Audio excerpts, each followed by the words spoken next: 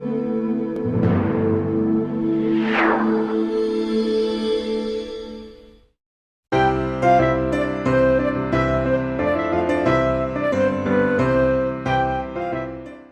right, so basically what I'm going to do is I'm just going to go around and ask you guys some pretty simple questions. But everybody's, I'm sure, very interested. You guys have done a lot of volume this year, and I'm sure everybody's interested in how you did that. So what I'm going to ask you first of all is the first question is going to be, what was your biggest challenge in 2021?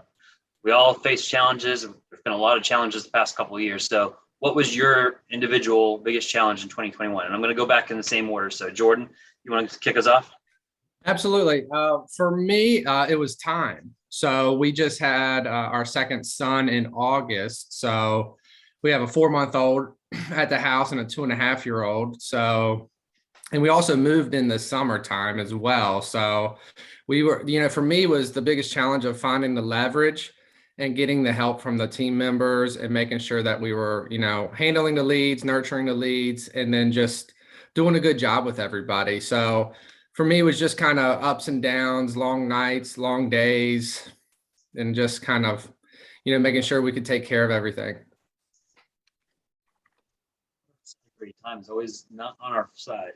All right, I'm going to go to Flor now. Flor, what was your biggest challenge for 2021? I would say I would piggyback off of Jordan. I had a baby in January of 2021. So I started the year off strong. I also have a 4-year-old and a 3-year-old. So just, I think it's a little bit different, and I don't mean to offend any of the dads on here, but I think it is different to be the woman in the business and to be a mother. So that's always a struggle for me. It's ongoing. Whatever year it is. So that, obviously it was a huge, huge challenge. This year was going from 2 to 3, which every mother has told me is the hardest transition. So aside from that, I noticed that everybody's emotions were on the edge this year. So navigating through everybody's emotions and just not taking it personally. Your first reaction is to take it personally, but it's what do you do after that? And how can you personally grow in order for your business to continue growing? So I've dealt with a lot of angry agents, clients, team members. Team members were in and out. Just a lot of, okay, let me sit down, let me reflect on what happened today. What can I read to better myself and communicate in a way that is taking into account where people are at, because we've all been cooped up, and so that was a really big challenge this year was communication. Justin, how many kids did you have this year? I had 17 kids. All right. So what was your largest challenge this year besides having 17 kids? Dude, the hardest thing is keeping up with Matt and Terry. They're really good agents, and we all run in the same territory. So, my goal for 2021, I think that was the year we're just in, was to kind of remove myself from the business and empower my admins, my buyer's agent, my listing coordinator, those people. And I think we did a great job of that. But Matt really took off, and now I gotta figure out a way to beat him down. Good deal. That's kind of awesome. You guys have each other to push each other then. Miguel, you didn't have any kids this year, did you? Not this year. I have 2 already. Factory is closed. All right. So what was your challenge then? This year, my biggest challenge was kind of, I'll piggyback from some of the speakers already. It's time. My team, my VA and my showing agent both quit one day after the other. So basically, I have to restart from scratch, retrain, go back from zero, and spend a lot of time doing that. So that was definitely, eye-waking. Everybody wants to make money, but nobody wants to work for some reason. I think that's a disease going around. All right, Mr. Matt, what was your biggest challenge this year? I mean, what everybody said is pretty on point, right? I like to look at, the challenges of exactly what we want, right? We're going to grow. If we don't have challenges, this means we're not growing. It means we're not doing what we want to do. So our biggest challenges we're getting into the 20% constantly, right? Is when we're having these really big months, you can get caught up in getting too much in the business and not working on the business. And as we grow, that's more and more of what I do. So making sure that everybody's on point, they're doing what they need to do. And that starts with me, right? I think if you ever asked a business owner what's the biggest chokehold on their business, and if at the core of it, the truth of it, it's always us, right? It's always the leader. So the buck stops with me. And hiring, right? As we grow, it's a whole new level. It's a whole new business. So hiring the right people, releasing control, realizing that sometimes it's not the right fit. So we hire slow, we fire fast. We try to keep that to a minimum. And whenever we do, it's always on us, right? Finding the right people and then empowering them, giving them the ability to mess up, right? Go and learn something new. And these challenges that we've had this year they're a blessing, right? It's a gift. We want to continue to create new challenges, and that's what the plan for 2022 is. I love how you keep on tying it in. It's the gift, right? We got Tech the Halls, we got the gift, and anyways, let's run to Terry. Terry, what was your biggest challenge for 2021? It's definitely going to be leverage, and I'm going to piggyback on what Matt said. I came into Keller Williams in 2018 from another company. And so the whole concept of teams and growing, I was pretty much a solo agent, is new. So 2020 was the best thing that could ever happen to me. I was able to let go of the admins that I had, that I brought with me, that really weren't talent. And so in 2020, I hired new talent. We got COVID. My main lead generating source was events. And so I was stifled by that. 2021, we still haven't really brought on the events the way that I would like to.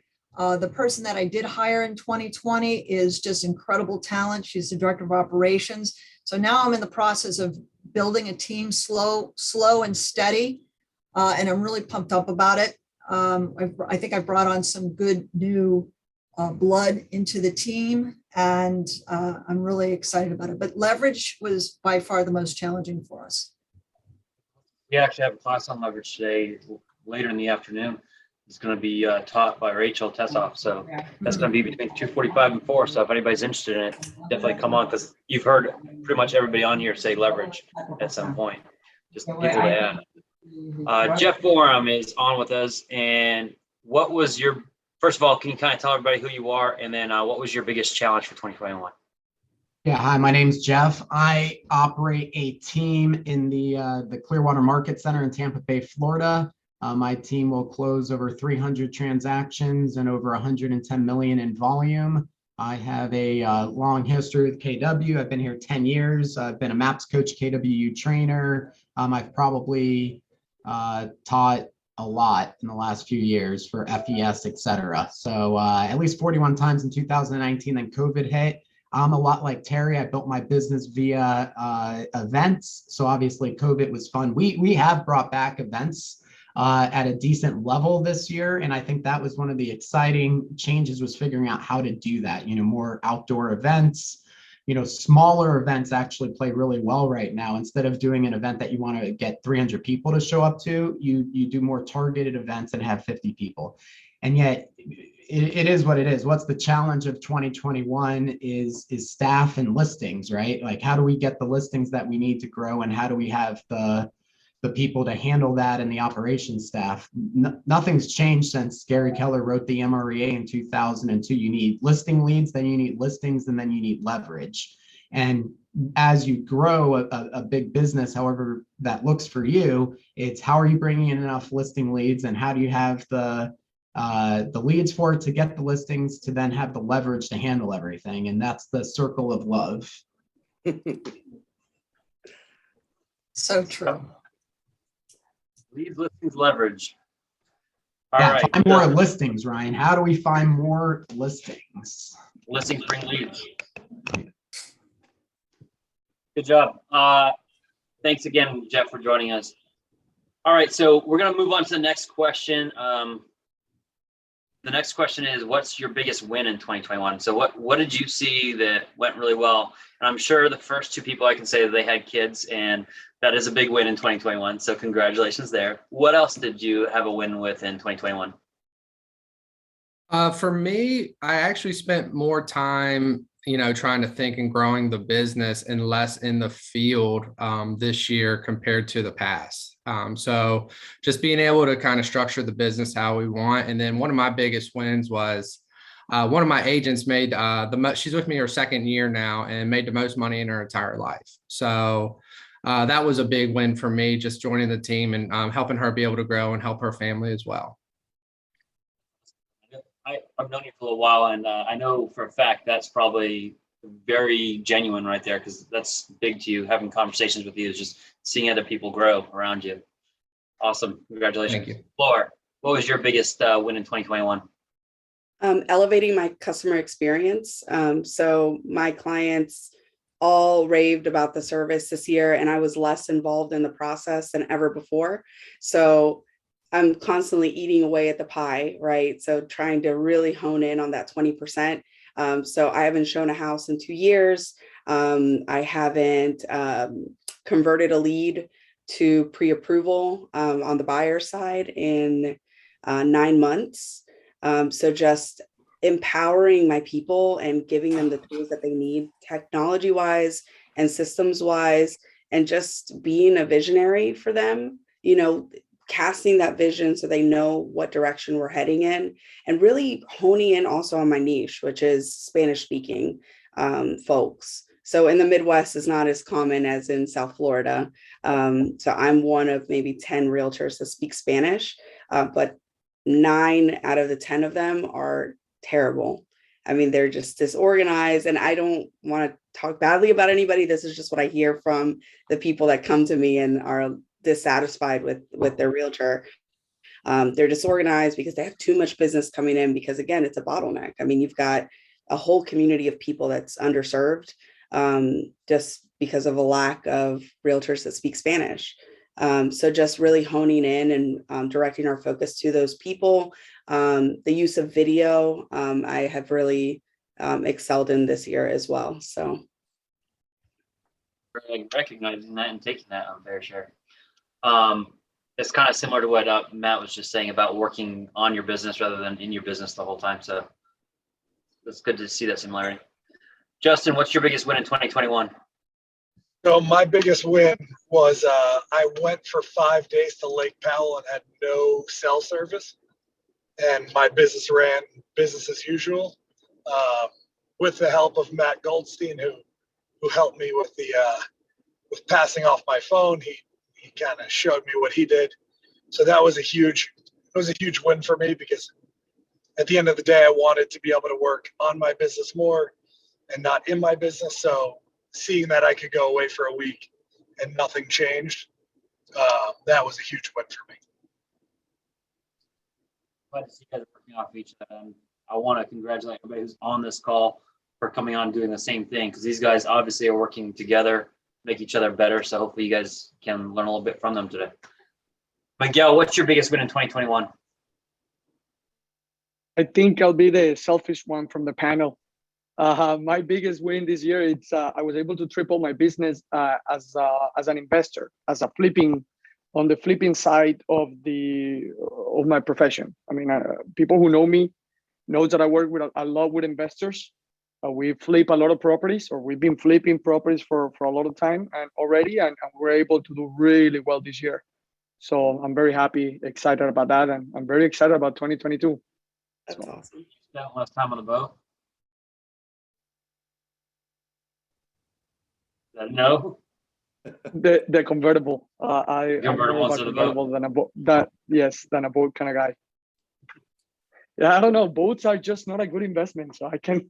It's just, I don't know. I'd rather rent it. Miguel, doesn't your hair get messed up in the that doesn't rain in convertible? Miami? What? Does your hair get messed up in the convertible? No, but I look at tanner. I was on the convertible this morning, so I'm actually looking for a new toy. So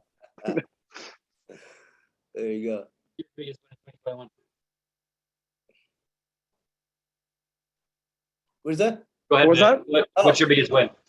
Oh man, there's so many wins for this year. I would say the biggest one is the team that we've created here it's fantastic. We're gonna get out of here. We're gonna have our team meeting every week. It is full of laughs and support. It's always been a dream of mine, and to see them, one, love what they do, and then two, make the money that they're making. Our listing coordinator is now director of operations. Our transaction coordinator is now listing coordinator. We've got a new admin in-house, and hiring the agent, right? So I got real comfortable hiring admin and being able to leverage my time.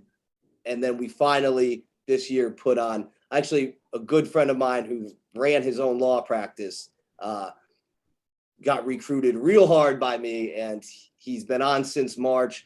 He's making more money than he's ever made, and he's absolutely loving what he's doing now. And it's real special to me to have such a good friend here.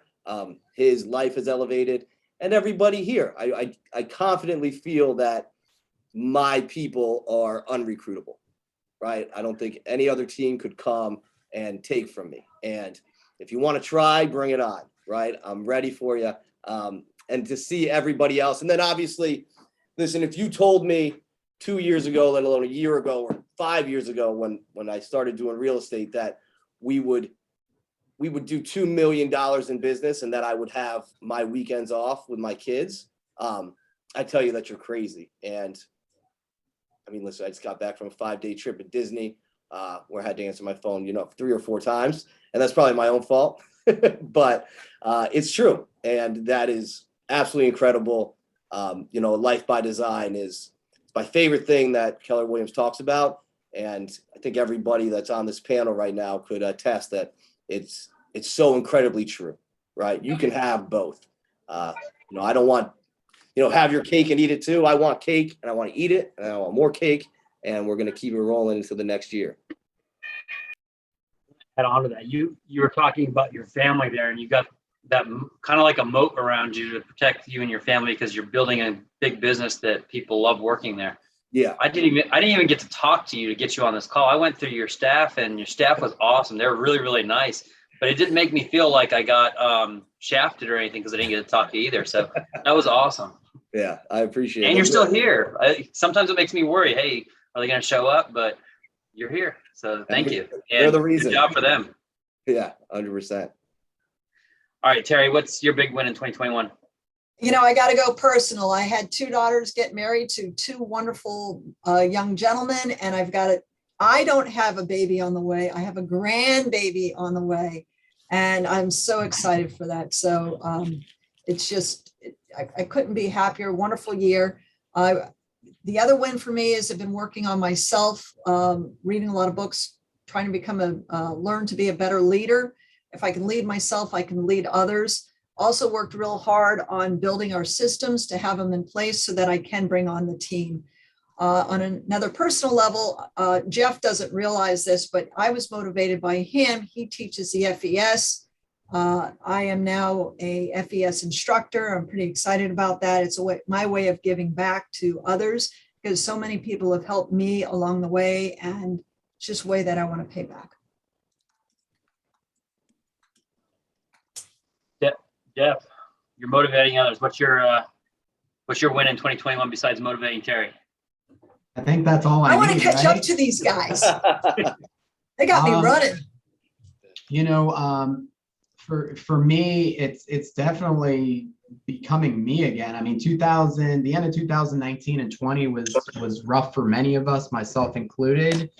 And honestly, coming out of the fog and refocusing on my business and being the leader that I'm capable of being and seeing the results show up is the win. My team volume is up.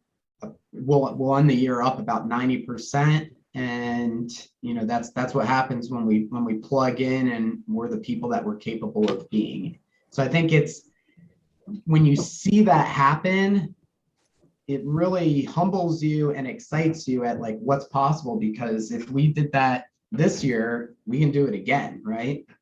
And I'm a very skeptical person by nature. And it's fun for people like us when we can get into possibility thinking and really think about where we can go and where we can impact. Focus on expands. So what are 2 things that you guys want to focus on to implement into 2022? Go ahead, Jordan. For me, it's actually what Terry and Jeff brought up earlier. I've never been one to do a lot of events. I guess also in the beginning, I didn't have a lot of past clients. I didn't have a lot of stuff my first couple of years. So at this point, we do have a lot of past clients now. So we actually have one of our first ones we're hosting here next week, in 2 weeks from now. We're bringing a Santa in and doing some free pictures for the kids.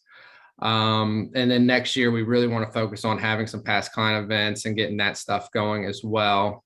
So that's one. And then the other would be, we use video a little bit, but not as much as we should. So, with a lot of listing leads coming in and certain buyer leads for the team, just making sure we have our automation in order for videos and our nurtures and our drip campaigns kind of reworded the correct way, and just really focus on the nurturing side and trying to, keep in touch with people throughout the year for the next 2022. What are you going to focus on in 2022? In 2022, I'm going to focus on video. So I hired a videographer at the beginning of 2019. I do client housewarming parties after every closing. So after they close, they are put on a smart plan where they receive an email saying, hey, we throw you an all expense paid housewarming party. So I hired this guy to do the videos for them. But then our relationship developed. And so now he does my client events, he does my housewarmings, and we're starting to do a series of getting to know Cincinnati. We have about 75 unique neighborhoods in Cincinnati, and then plus the ones in Northern Kentucky. So we're just going around getting to know the small businesses and doing hyper local videos. Ken Pozak does these, and so I went to one of his trainings and I implemented right away. Other than that, it's just keeping my business plan really simple. I think once we start to add in all these ideas, especially going to these events and these seminars and conferences, like we get overwhelmed with ideas and we don't know where to start. So what went really well, and then just add 1 or 2 things. So we have like our VIP program, we have the housewarmings, we send out birthday cards, and everything that we do is 100% repeat and referral. So for 120 units for 1 agent, that's something to be celebrated. And then the other thing is just adding an agent. So I don't know who said it out of the group, but I've hired an agent and it didn't go that well. So it kind of negatively reinforced the idea that, I don't ever want to do this. I just want to be a single agent team with a lot of support. So I overcame that mindset, and I'm going to try it again this year. And so we have a plan to hire two agents this year. Awesome. Justin, what are you going to do in 2022? What are the 2 things you're going to focus on? So my biggest thing is always life by design. I just always want to be living a better life myself and making sure that everyone on my team is living a better life. And so every week at our team meeting, we're focusing on people's accountability, not only for business wise, but always for personal. And that's been huge. I've just watching my team's life change, as well as watching my life change, has been really cool. And that's my goal for 2022, is to make more of that. I think I'm seeing a pattern here because a lot of you guys really enjoy changing other people's lives, right? It's nice to be able to build a big business that's not just affecting you. So you're not too selfish, are we? We're actually doing a good thing. A lot of people think that, oh, you're being selfish because you're just building this team for yourself, but it's not. You're helping a lot of people. So Miguel, what's 2 things that you want to focus on in 2022? Hiring and events. I keep, telling myself that I have to 98% of my business is repeat and referrals, but I haven't done any events for any of the clients. I mean, this is just conversations, smart plans, etc. Keeping in contact. and obviously bringing good quality service and good results on the investment. So I keep getting repeat business, but I do want to give back more. I do want to give, we want to do more events and hiring. I mean, I definitely want a full-time buyer's agent and start at least getting close to any of my competition over here, which are far on regards to volume or where I am right now. So those are the two goals. Awesome. Matt, what are you focusing on for 2022? Stay the course, right? And I naturally have this want for more, right? Hit a goal. Okay, what's next, right? I've gotten much better at celebrating where we are and really soaking it in. And at the same time, right, there's Jeff Borum. So I got my eyes set on a really fine target, and we're coming. You know, and I say this joking around, and everyone listening, right? You've heard a couple people mention. Miguel, Jordan, and Flora, I haven't met yet, but everybody on this call has helped me get to where I am, and they're gonna get me to where I'm going. I'll answer the phone for any one of them at any time, and vice versa. And it's such a big thing, and I think Keller Williams is unique in that. And we really do want to help other people, right? And me helping Terry or Justin or Jeff and vice versa, right? I'm gonna help them, and at the same time, I'm gonna run a little bit quicker, knowing that I just gave them a secret. So for us, the key to 2022 is it all starts with us. It all starts with mindset, living the best life, and making sure that I'm building it our way, right? Because if I'm chasing somebody and they don't have what I want, why am I chasing them? And that was a big thing for this year for me is, Brian, you just alluded to helping people, right? Money will bring you a long way. I used to struggle because I'd go into these Keller Williams classes and everybody would talk about the big why. And people are talking about like ending world hunger and feeding.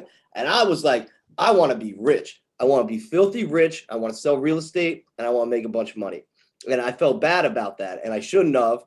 And that catapulted me, that hunger, but that loses, right? At some point, it won't drive you. It won't be the reason that you get out of bed in the morning. And finding out that real reason why, and kids help and everything else, but being an impact, leaving a legacy for other people in our lives, focusing on that and really, really honing in on that we aren't anything special, but we can bring joy. We can leave this world every day. We can leave it a little bit better than as we walked into it. And people invite us into their lives, right? Our clients, our friends, our family, and then the people that work with us here. So for me, this year is going to be all about the focus, right? How do we get to where we want to go and enjoy every step along the way? And then also, close over 300 transactions, and we want to get to the give $1 million, right? We will get there. And man, you give away $1 million, that's an impactful life, right? There you go. Give away $1 million. I like that idea. Yeah. Terry, can you beat that? What do you got for two opportunities for 2021? Filthy rich is not one of them, unfortunately. I just want to do well enough. And quite frankly, I just want to give back, help my team, focus on my database. I have a rich database that if I just massage it a little bit more, there's more money to come out of it. You have a filthy rich database. So it's filthy rich. I just have to scrub it a little bit harder, try to catch up with Jeff. Now, in all seriousness, I want to just focus on the database. I am bringing people on my team this year. I'm really excited about some of their goals. I have one gal on my team whose daughter has, I'll just say she's got an illness and it requires a service dog. And a service dog is $40,000.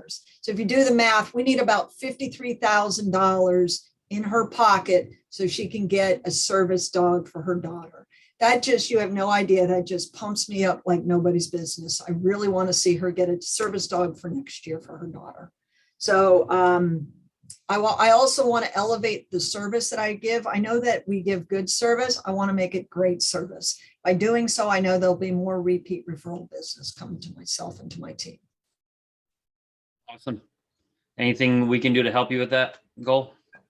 You know what, you guys, the Keller Williams has so many wonderful tools and places for resources. I'm taking it all in, absorbing it, we're applying it. Just the mastermind that goes on. I spent some time with Justin over at an FES training event. Matt, of course, is in my office. He and I piggyback. Jeff, I know I can always reach out to him. Miguel and Jordan, I look forward to meeting with you guys. It's just a really great community of resources that we have, and we just have to reach out to each other. We're all willing to help each other because we're not really competing against each other. We're only competing against ourselves. And what our goals are is for, you know, for your team and for yourself. And it's not in competition with anybody. It really isn't. It's competition against yourself. And we feed off each other and we help pull and push each other. It's great. I love it. Jeff, what's 2 things you're going to focus on in 2022? Beating Mr. Matthew, apparently. You know, I thought he was going to beat me last year. He had his chance. I literally didn't work for most of 2020 and he didn't beat me. So sorry, bud, that was your one shot. It's gone. No, I mean, our goal is pretty simple. It's just at the team level, it's 180 million in volume for 2020. And, you know, for me personally, it's really looking and seeking for that fulfillment. You know, where do I need to give back? What do I need to be involved in? What do I need to build in order to fill all of my buckets so that I can give to the people that are in business with me at a higher level, right? Whether it's title, mortgage, flips, transaction management companies, you know, et cetera, et cetera, et cetera. You know, where are we going to push the envelope and really build something, fill buckets, and help more people, you know, have, you know, at least kind of what we have, right?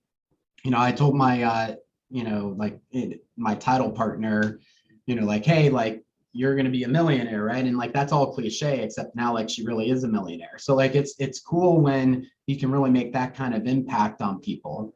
So, you know, that's what I'm looking to do. And you look internal on my team, I have a goal that every single agent on my team buys a house a year, for instance.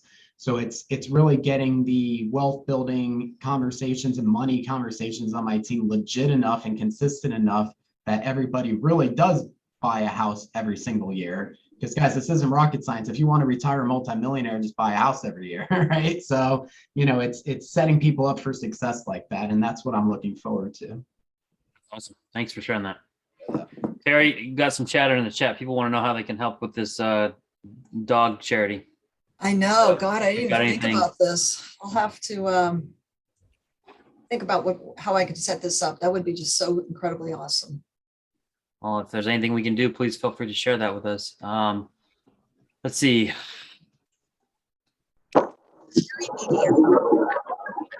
So how many agents looking for inspiration? What do you look? Let me rephrase that question. Most of the agents who are on here are looking for some type of inspiration. So who do you guys look to for your inspiration? I know we've already heard a bunch of love between Jeff and Matt and these guys, but who outside of yourselves do you guys look to for inspiration? So Jordan, why don't you go ahead and start us off? For me, it's actually my family, not like, you know, my wife, but my brother, my sister, my cousins. We have like a unique dynamic. Actually, all of us were college athletes. We've all done well through school and then through business.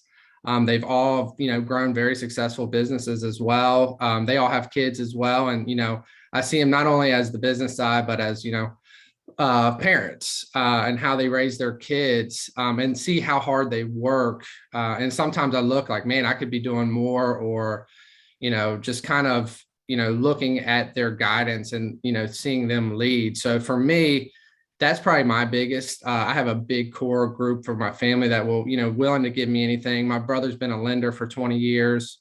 So I've been around this type of business for a long time. And just seeing the growth and then the dedication that he puts to his team, and things like that. That's really helped me, stay inspired and, kind of keep pushing. Awesome. Floor, who are you looking for inspiration? Yeah, I think a lot of us have been talking about the big why, and I remember sitting in these kind of, seminars and panels, trying to learn from these people, and they would always throw that word around, the big why, and it's easy to just turn to family, right? But I think your big why should inspire you, and I went to Quantum Leap, and this is what really helped me figure out how to decipher what your big why is, and it's what do you want to be remembered as. And like personally, I want to be remembered as a person that contributed to somebody's growth and to somebody's life. I want to be remembered as a Catholic and as a mom. So what inspires me is the people that are around me that are showcasing their faith, their family, and I want to continue contributing to other people's growth, by sharing everything that I've learned. So I think that's what pushes me and pulls me every single day. Awesome. Justin, so who do you look for inspiration? No, I think I look to for inspiration the same person we all do, right? I look at Matt Goldstein, I just see the father he is, and the agent that he is, and hopefully one day. I guess we're losing Justin a little bit. So his big why is Matt Goldstein. Oh man. Miguel, who's somebody you look to for inspiration? I mean, I think it's a lot of people, right? You take a little from your parents, a little bit from your wife, a little bit from my own kids. I mean, my kids, my son used to play little league baseball, travel, and from him switching now to tennis and looking how he's excelling, even though he's just a couple months, and the tenacity of it, and how he wants to continue, and he wants now not 3 days a week, he wants 5 days a week, and he wants more hours. So my wife, I get sick with a little bit of fever, and I have to lay in bed with the phone and eating soup and drinking, I don't know, a hot tea. My wife gets fever, she's coughing, and she doesn't stop either with the kids or helping me or doing things that needs to get done within the family. So I think it's a combination of people in general that we look up to. I agree. I think we can look to our kids a lot for inspiration. Just don't follow their lead when they start to pout and throw fits. Okay, that's not what we want to follow. Matt, what's your source of inspiration? Yeah, I get it wherever I can, right? I mean, constantly, right? And I mean, Justin and I joke around a lot, and I do appreciate that. To being a father is my favorite hat to wear, and I do work a lot, and it's always just like with business, it's always more, right? I wanted weekends off. I got weekends off. Now I want nights off. Okay, now I just want to do what I want with who I want, when I want, constantly. And there's this acceptance of imbalance. And if you want to build the businesses like the people on this panel are, you got to get real comfortable with that. And I know that I give up a lot in order to do it, and I do it with intention. And I do get super inspired when I see people doing both, right? Being a great father, a pillar in the community, and running a very integrable and strong business. And for me, anybody can inspire, right? It doesn't have to be in the same field, the same age, same volume and numbers and anything else. Anybody that walks around life with a certain joy, and you can tell these people, right? They make you feel better. They carry this energy, and you just want to be around them. And that's the kind of person I want to be. I'm big into immersions, right? Half my team and I just went to another Tony Robbins event. It's my 7th one, right? It's finding something like that where you can immerse yourself in self-growth and be around other people. There's people that inspired me for 4 days in a row. I'll never see them again, right? There's people that I met for 5 minutes during that event that inspire me. And it's a constant. And I'm really intrigued by people in my life that are willing to call me out, right? know where my path is, where my trajectory is, and tell me to turn the mirror around. And I wrote this down. Flora said it. What do you want to be remembered as? I put that as a little sticky note on my on my computer here, because keeping that in the forefront. So Flora, you inspired me today. So in this universe, this world that we live in, if you're open to be successful, inspired, pick it, right? You live that, you say it out loud, you affirm it, and your eyes will be open to find it. And I'm constantly trying to figure out how I can be better in the most important titles in my world. So being around other people is constantly inspiring to me. I've got a great team, my brokers here, my team leader, my coaches at KW. I'm inspired every day, right? Every time I wake up, I get to see my kids. They inspire me. I come in here, I'm inspired by the people I get to work with every day. So it's a constant. Awesome. Terry, what's So something inspired you? outside of my family, of course, I get my daily inspiration 3 ways. First, I start some days on the early birds through Clubhouse. Then it's really the Pivot Shift family that I spend a lot of time with. If you don't know what that is, it's pivotshiftcall.com, led by James Shaw. It's just off the charts, so motivating, so much to learn, so much giving back and forth. And then I go into scriptsjedi.club, which is a lot of the pivot people go into that group, and we do a lot of role play and script practice. There's so much growth that you will get personally and in your business by going to these 3 different spots. Again, it's pivotshiftcall.com, scriptsjedi.club. And there's a saying that they say you put in that's where you get your inspiration, put in your perspiration. Just off the charts, fabulous, fantastic, wonderful group of people. Thanks for sharing that. You probably noticed a couple of people jumped off. I know Jordan had a coaching call, so he was just pouring into you guys. Now he's got to get somebody to go pour into him a little bit. And Jeff Borm had to go sell another house so he could beat Matt. So he had to take off. I did want to jump off a script here just a tiny bit, because Matt, you said something I wanted to get to, and we've got some questions. I'll definitely answer. I'm going to go back to the chat and get some of these questions to ask you guys as soon as we get through some of our questions here. Matt, you were talking about getting time back.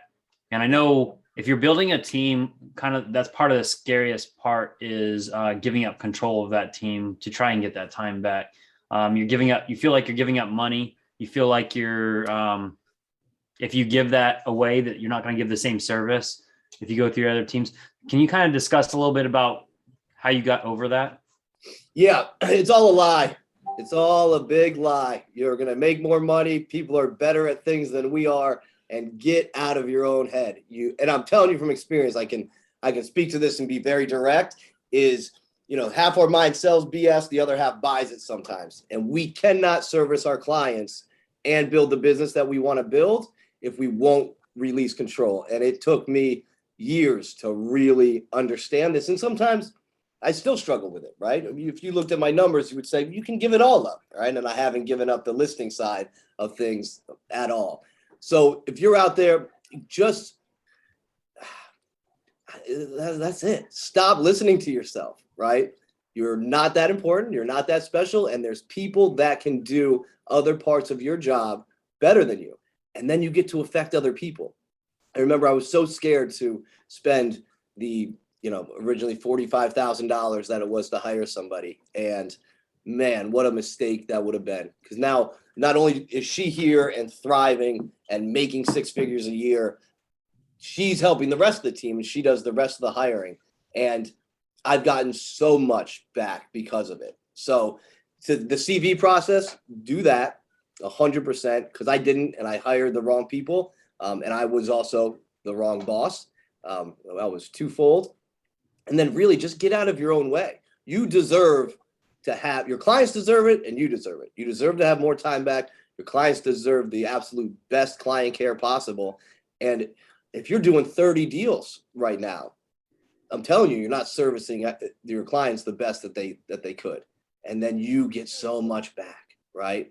A great tip my coach gave me was we broke down what my hourly rate was, right? Average hours per week, what I made last year, and what do I get paid an hour? And she made me sit. I still have it. I constantly sit with this next to my desk.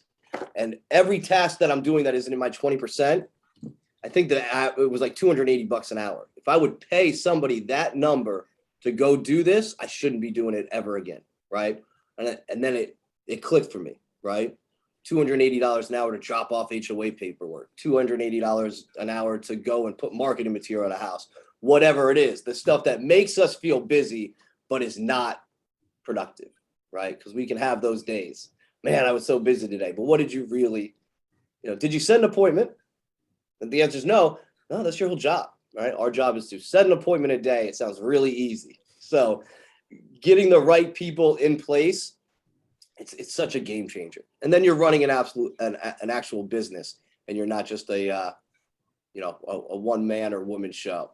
And that's in all aspects of life, right? I don't know what it is, but something has shifted in the culture in KW where it's like a gold medal to be a single agent and not have any help. And I'm like, it's really not. I mean, you're doing a disservice to yourself, because my coach did the same thing. We did my hourly rate, and I'm like, holy moly, like spending a lot of money on these really stupid tasks. And I've gotten to the point where like I almost like I don't even feel like going out and doing anything, because I want to dance in the living room with my children and be with my husband. And Floor hit the nail on the head, and I believe it's two-sided, right? Like, because you do hear people, I did X amount of business as a single agent, right? And it's this medal of honor. And then on the other side is, are you profitable, right? Because there's so many teams that are putting up these big numbers, and then you take a look underneath the hood, right? Because big numbers are not going to pay college tuition, right? Big numbers aren't buying braces.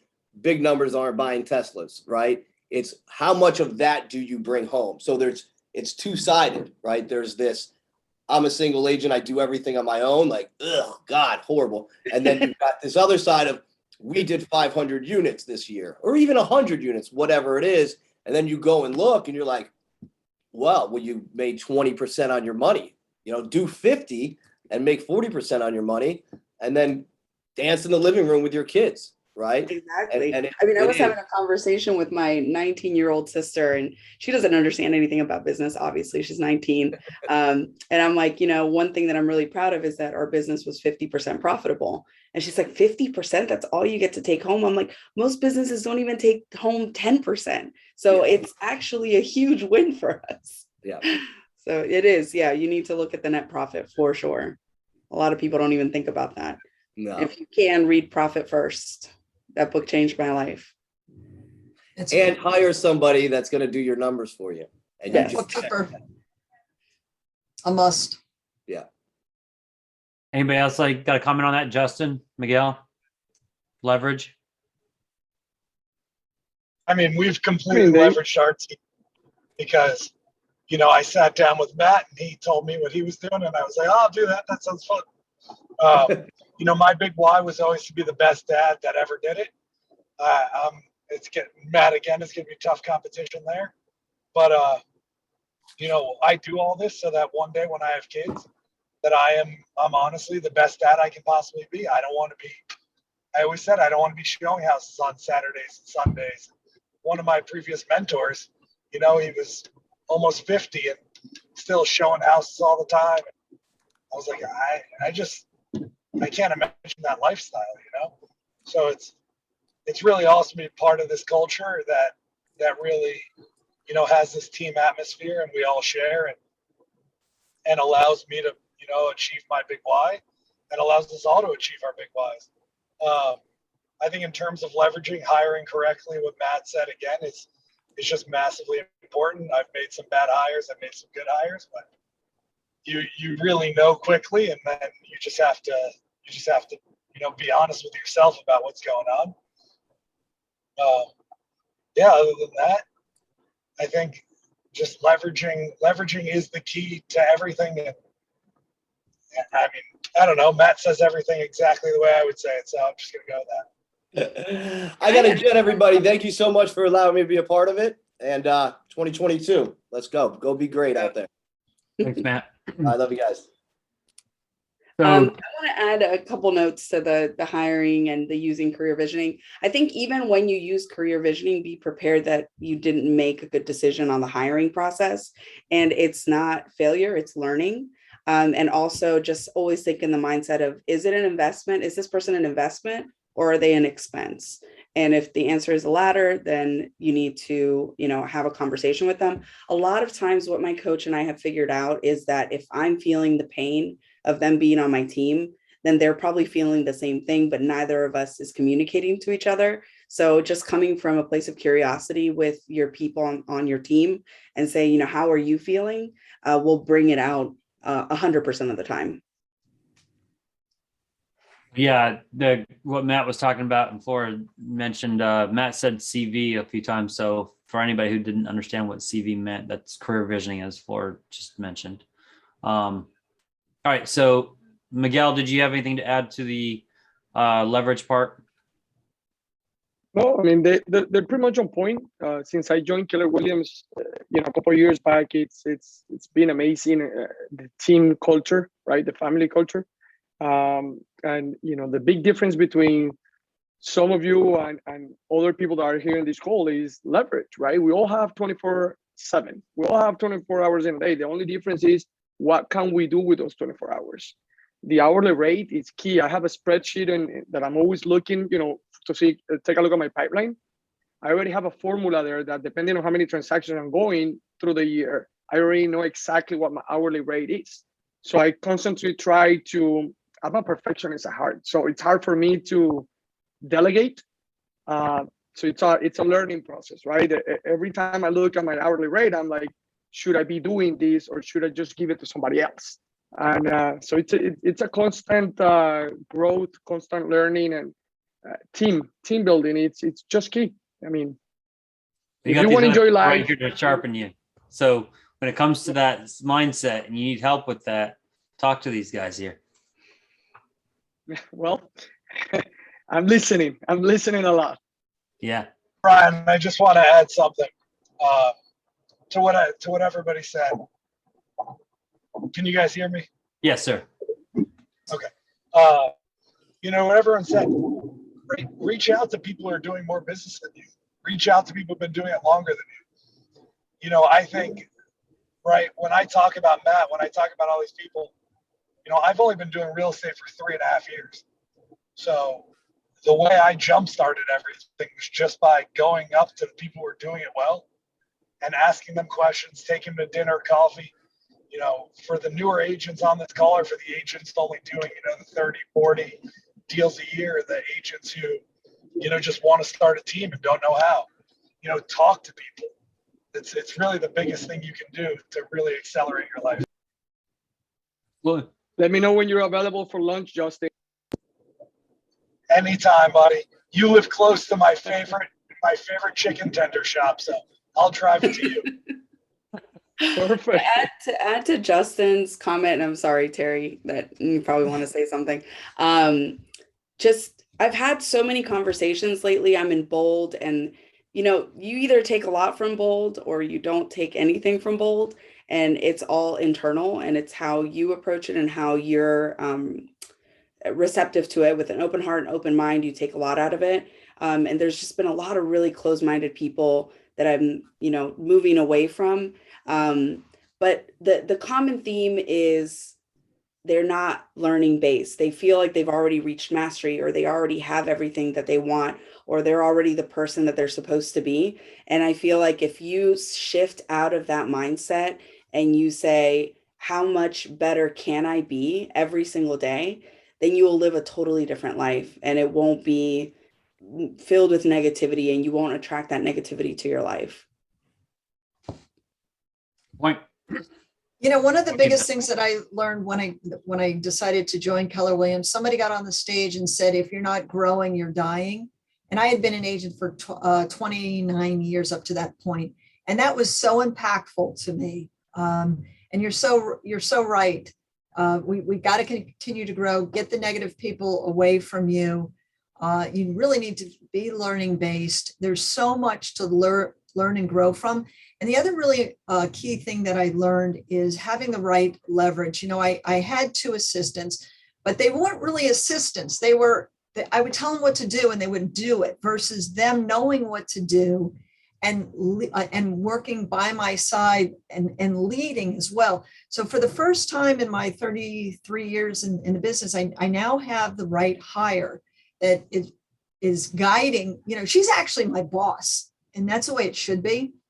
And somebody above me telling me what to do. And together we're working to create, our team and build it out. So when you have the right hire, when they're working alongside with you and helping you lead. So take career visioning. Absolutely. Yeah, I'm and pretty sure also that was Gary Keller. I've heard Gary Keller say that a few times, that if you're not growing, you're dying. and if you're creating a world that's big enough for them to see their vision, I mean, we've heard Gary say that a million times. I was sitting actually doing the group interview with one of our newest hires, and my right hand, who's a client care coordinator, ISA, I don't really know what title to put on her. She basically manages all of my incoming referrals until they get to pre-approval. And so anyway, I'm grooming her to be my buyer's agent. So when she's able to take her test, then she'll be the second agent on our team.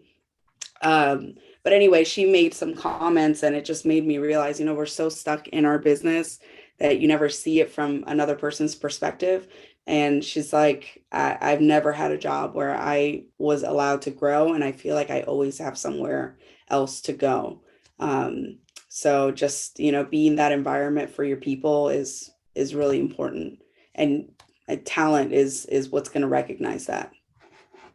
Thank you guys for plugging CV. Our regional operations manager is saying that she will take emails if you guys want to email her if you want to get in on that. And once they get it scheduled, they'll let you know right away.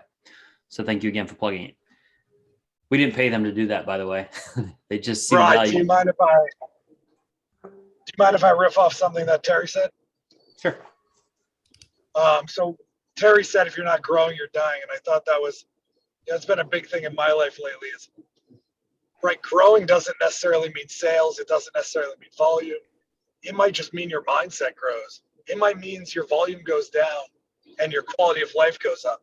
So I just think that that's a super important thing, that it is true, if you're not growing, you're dying, but that doesn't have to be necessarily, your pockets don't have to be growing. You'd be growing in many aspects. Well stated. Thank you. All right, I got a few more questions. I'm going to take some questions from the chat.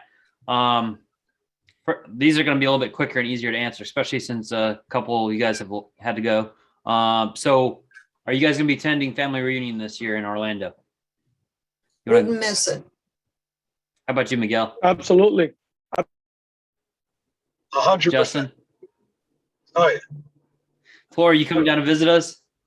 Yes, 30% of my business comes from agent-to-agent referrals. So I will absolutely be there to see all of my folks that I'm really good friends with. So what is the value you see in going to family reunion? Relationship building, or relationships with my other agent referral partners. Also, obviously, the courses, the classes, the presentations. There's always something to learn. So Do you think that's worth $1,000? yes, Yes. an investment. It's worth a 10,000. no-brainer. I believe in it so much. I'm paying for my assistant to come to it. Mhm. Awesome. All right. So what are you currently reading and or looking forward to reading? Go ahead, Flora. Oh, sorry. Fierce Conversations is what I'm reading right now. a good one. Together with my client care, my right hand. Good deal. What have you got? You got anything from it so far that you want to share? Just being tapped in, like I said, this has been a roller coaster of emotions for everybody the last 2 years. So just really tapping into people's emotions and having conversations in and around that and taking their perspective into account can help you become a better negotiator and accomplishing, whatever goal you have for that conversation is a lot more easily accomplished by taking into account their perspective and their emotions. Yeah, it makes me think about a bold law, right?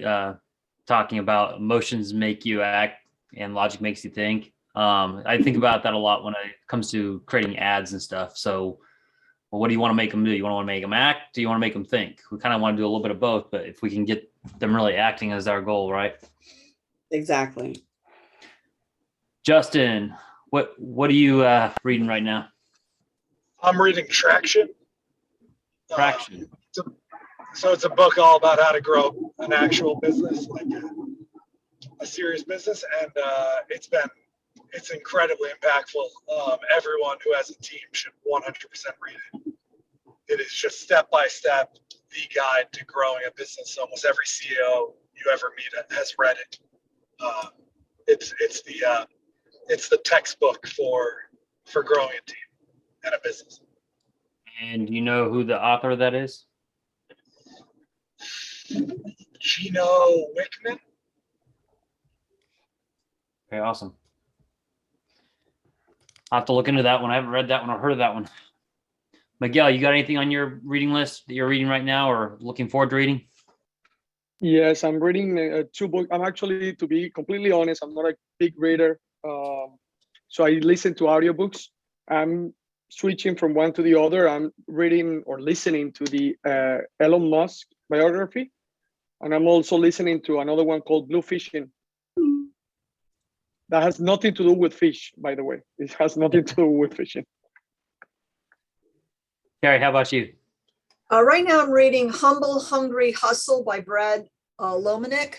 And I just started reading it. But it's all about leadership, and a lot of it, the part that I'm reading right now that's really resonating me with is about self-discovery. And just, I feel like this year I've taken a lot of time to try to self-discover and how I can improve myself so that I can build a team properly and successfully. And be the best grandma ever. Oh yeah, absolutely. Can't wait. I've got Self-Aware Leader by John Maxwell right now. So far, so good. John Maxwell's the guru. Yes, sir. All right. Next one. What sets you apart from your competition in your mind? Floor? I've always been told that you can't possibly have deep relationships with as many people as I do. And I'm out here trying to disprove that. So all of my clients continue to get their birthday cards every year that are highly personalized. They really do. I mean, all the people in my world feel like I'm their best friend. And I know things about them that, other people wouldn't care to know, like their kids' birthdays or that their daughter, broke their leg last week. And I think you can do all these things. You can leverage those deep relationships through technology. So I think that's what sets me apart, is being super organized and having the systems and the technology to help me have deeper relationships and to scale that. So am I the one doing the birthday cards anymore? No, but it has my name on it. So they feel like it's coming from me, and nobody will ever know that it's not from me. Awesome. How about you, Miguel? I'll say customer service. I mean, I'm fanatical about customer service. It doesn't matter if it goes against my own pocket. It's what I keep telling my clients sometimes when they're undecisive. For example, it's a buyer and they don't know if go for property A or B. I even show them the commission. Listen, I think based on the information you have provided to me, what we've seen in the past, B will be a better option than A. And look at this, we're making less of a commission on this one than on the other, but I still think it's what's best for you. And this is why we keep getting repeat referrals and past clients, because we always have the client's best interest at heart, even before our own. For me, customer service it's the number one key. Justin, what do you think? What sets you apart from your competition? So I'm like Justin, right in between those. Can I ask you a favor? Don't say Matt Goldstein, okay? I was gonna say I could never be as good as Matt Goldstein. No, so honestly, I'm right in between those two, because deep relationships has always been my thing. It's how I got in this business at 3.5 years in. I'm going to make $1 million. So that was 100% because before I was even in this business, relationships were my thing. I love people. My mom was a hospice nurse. My dad was a therapist, and just people are my thing. But the second in that, right, is what Miguel said, and that I don't care at all if I make no commission. For my whole life, I made $50,000 a year, maybe less. And so to think I'm making $1 million, if I make a little less commission, or if someone doesn't hire me, but I give them advice, I don't care. I just want to provide the best value to my friends and family and to anybody who would put their trust in me that I'm giving them great information. And so what drives me is to have that great information for them and then to provide it and to really listen. So a lot of people gain that information, then tell. The key is to really listen to what that person needs and then present them the options and let them make their own decision. And you'll find that across the board in real estate when you go on a listing presentation. That's also massive, not to tell them a price, to present the information, let them come up with the price. These are, the last two people, Miguel, Flor, that's exactly it, right? That's what sets us all apart. And I would say really in terms of me, Terry, and Matt, honestly, when someone goes with Terry and not me, or when they go with me and not Terry, or me and not Matt, or Matt and not me, they're getting pretty much the same product, right? Because they're getting 3 people who genuinely care about them. And that's what I know about Terry and Matt and myself, is we really care. We've done what we can to accrue that knowledge, and we will stop at nothing to provide the best service for our clients that's possible. Sorry, Terry, I gotta have you follow that up. So Wow. I love the bromance that was going on all day. I love you, Justin. To me, what separates us from the competition outside of Justin and Matt is integrity, honesty. I am an all, and this is kind of weird. I'm an all female team, which, believe it or not, I've had people seek us out because I'm an all female team. I don't know why that seems to be important, but for some reason it is. I'm also a big believer in the book that I am reading, and I like the Humble, Hungry Hustler, and everybody on my team has that characteristic in them. So I think, and people know when you're authentic and real. And so we go into working with people, being authentic and real and having fun. It needs to be fun. And if it's not fun, I don't want to do this anymore. And I think people sense that from us. And I always want to do the right thing. I tell my team, don't look at the commission. It should never be about the commission. And as soon as you look at the commission, you lose it. Just focus on what you're hired to do the right thing for the client, and the money will follow. Mm-hmm.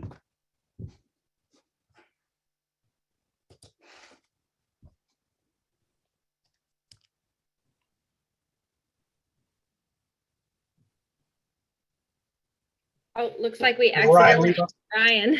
It was so good, I couldn't handle it. I'm here. I've just gotten a slow connection.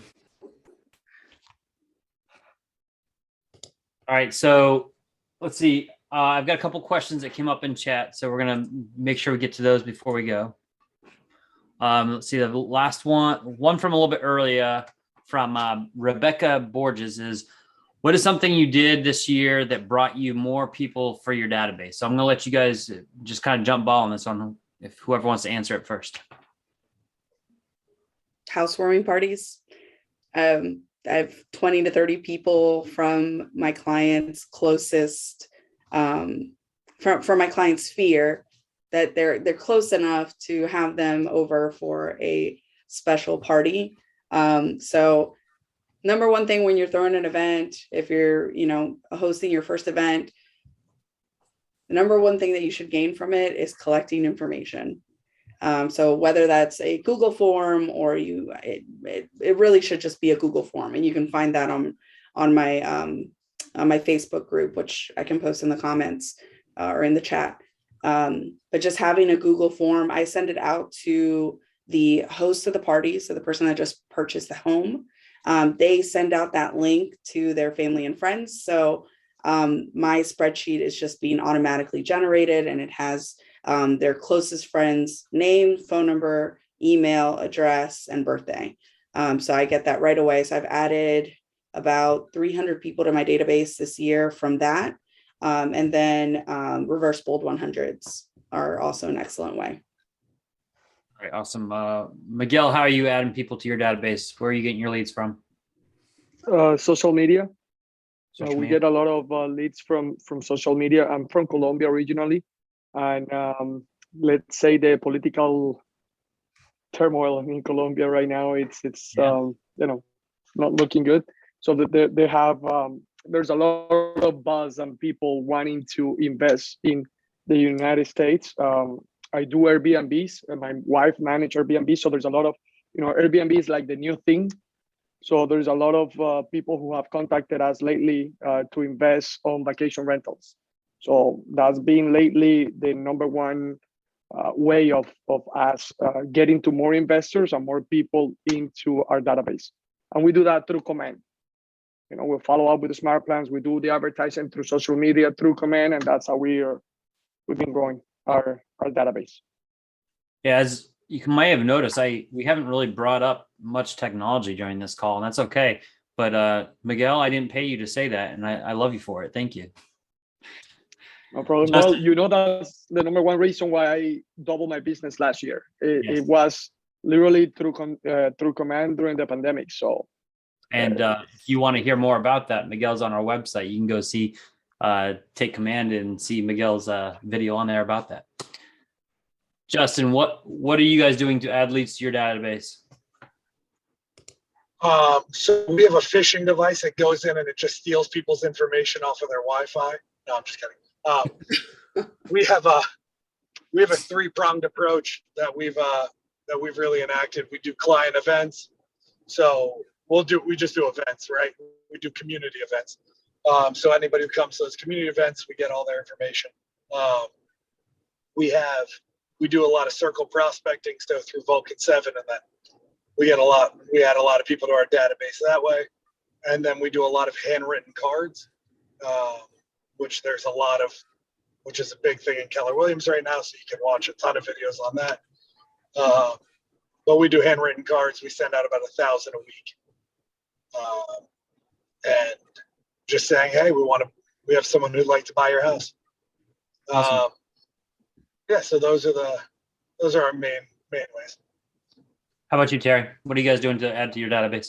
We've been doing a lot of open houses this past year, but I've got a little bit of a different approach. I'm not really interested in making my database. Obviously, I want it to grow, but I want it to grow healthy. I don't want to just put names and numbers in there. I want to know who the people are so I can touch them deeper. What I don't like is having all these names and numbers of people. I don't even know who they are. I don't know what to do with them.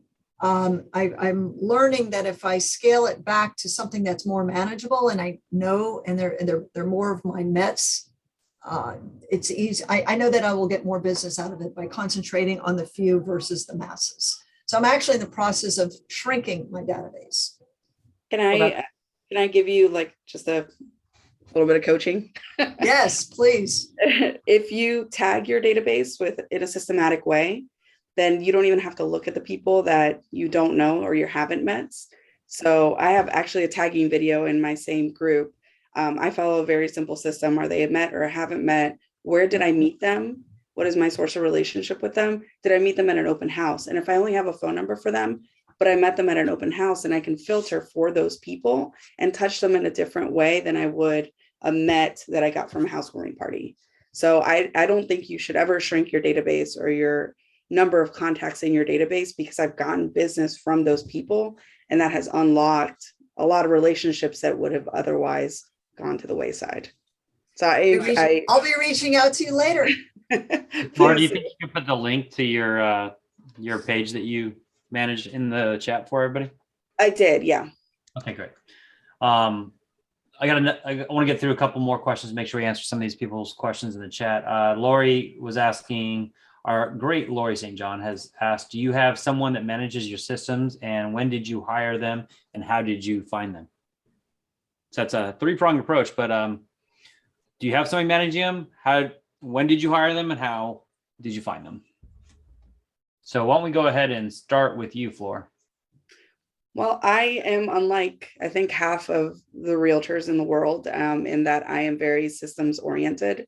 So my brain is always looking for opportunities in terms of, okay, I did that, but there was an easier way to do it.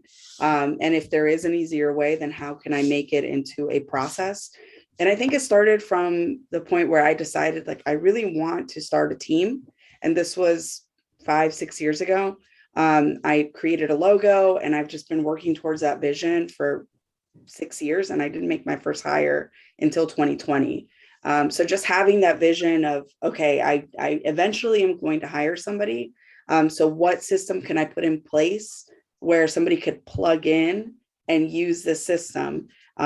So whether it be tagging, right? So I have 7 questions that need to be answered for every single person that enters my database. And my people all know that and how important it is, so that we are able to filter for important information. So I'm very systems oriented. I'm always looking for technology tools. Where do I find them? On Facebook groups. I talk to other bigger agents than me. And yeah, I'm just always looking to grow. Well, let's just think with the end in mind, because you plan already ahead of time that you're going to be doing this for a long period of time, and you know that you're going to be doing a lot of transactions, and they pretty much are the same. So you're going to continue to keep on doing the same thing over and over. It just makes sense to make that into a system, right?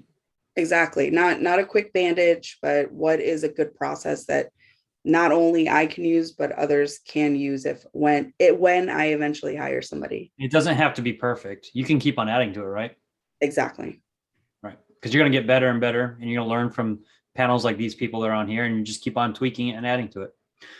Justin, how about you? When do you've already got people that you're managing. So when did you hire and how did you find them? So one girl came to me and she wanted to be a realtor. She just got her license. She ended up signing up with a different company. And then when it wasn't working for her, she came back to me. And I had her just do some like social media engagement for me while she tried to do deals, but she just wasn't a deal maker. She just wasn't in her blood. So I had her doing my social media, and then I taught her how to do what I was doing for marketing. And a cool story. And so this was before I ever needed it, right? I was like, here, just come comment on my social media for 2 hours a day. And then all of a sudden I was like, hey, listen, I need someone to schedule all my showings. And so then I just hired her as a full-time assistant before I ever really needed her. And it ended up helping grow my business. So I taught her all of the marketing that I was doing, took that off my shoulders and helped me lead generate a little more. And cool story, she took what I taught her in marketing and she just got a marketing job where she can work remotely and travel the country. So her and her fiance are traveling the country right now in an RV, and she's working a remote marketing job. So it's pretty cool. The rest of the people, I hired the old-fashioned way. I unfortunately hired a lot of friends. I don't know that that's the best way to do it. I think you should definitely put the ads out on Indeed and sift through those. But yeah, that was kind of my journey in hiring people, and managing them has been a struggle, right? Because I'm not a manager, I'm a salesman. I've been a salesman my whole life. That's what I'm good at. And learning to be a manager has been difficult. What I've done is really looked at the managers that I've had in the past that I either liked or didn't like. And then I've replicated what I liked, and I, made sure that I didn't do what I didn't like. One of my, I had a boss that really I learned a ton from, but his way of managing was very micromanaging, never give you love, never told you what you did was a good job. A good job was just expected. And I always felt, I didn't like that job. And just because of that one thing, and no one ever told me that I did a good job, no positive feedback at all, no autonomy. And so I've given my people a lot of autonomy, and they really respect that. And that's the reason they don't leave me, right? Because I pay them well and they don't, and I don't look over their shoulder too much, but they know what's expected of them. And if they don't hit their marks, they know they'll probably be fired. So. Awesome. Justin, Miguel, Terry, Floor, thank you so much for.